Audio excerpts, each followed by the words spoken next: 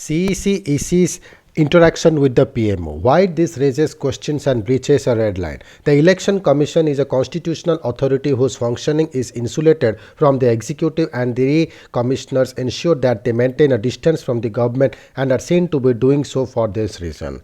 Should a government official send a note to the Election Commission that the Prime Minister's office expects the Chief Election Commissioner to be present at a meeting the PMO will chair? The answer, going by the President's and well-established red lines between the institutions, is no.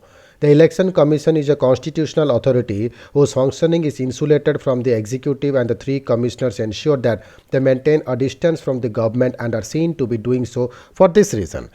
Some former CECs have on rare occasions written to the Prime Minister in the past. For example, in 1999, CEC MS Gill wrote to then Prime Minister Atal Bihari Vajpayee proposing electoral reform, including a unified electoral reform. In 2016, CEC Naseem Jaidi wrote to the Prime Minister Narendra Modi seeking urgent release of funds to buy VVPAT machines. In both these cases, it was the CEC flagging an issue to the executive on their terms, on a subject of their choice. In this case, it is the government effectively summoning the CEC to attend a meeting called by the PMO. This is very unusual, said an official.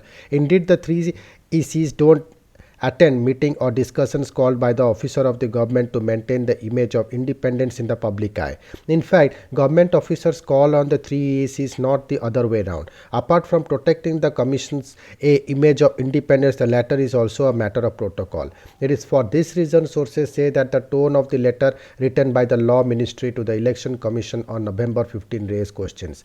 The letter states that the Principal Secretary to PM expects the Chief Election Commissioner to be present during a discussion. An officer of the government, no matter how senior, cannot tell the CEC for a discussion, said a former officer of the commission.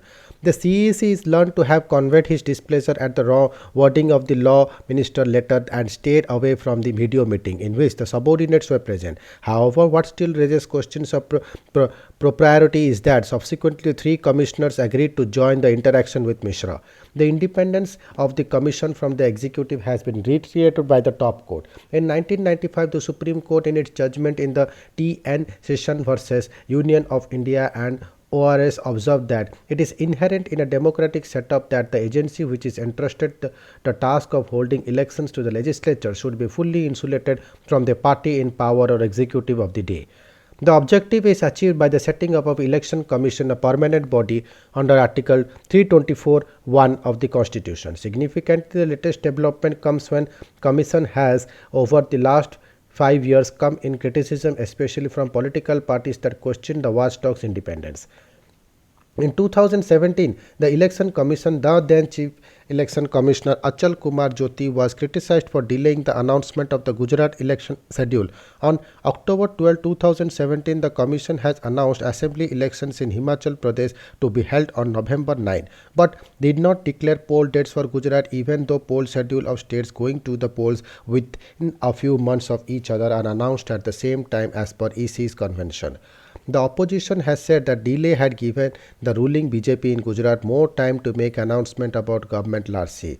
During the 2019 Lok Sabha elections, the Election Commission under Chief Election Commissioner Sunil Arora was divided in its response to complaints alleged poll code violations, including those related to speeches by the incumbent Prime Minister Narendra Modi and the BJP President Amit Shah. At that time, Election Commissioner Ashok Lavasa had opposed the all clear given to them on at least 5 occasions. This year, the EC again came in for criticism over the delay in banning election campaigning for West Bengal Assembly elections amid the fierce second COVID surge. The Trinamool Congress and the Congress filed petitions with the EC arguing to end campaigning and reschedule the remaining election dates in West Bengal in the wake of the COVID surge. But ironically, it bans on road shows, vehicle rallies, the public meetings of over 500 people in West Bengal only came as late of April 22, and an hour after Prime Minister Narendra Modi cancelled his 4 rallies scheduled there the next day. Thank you.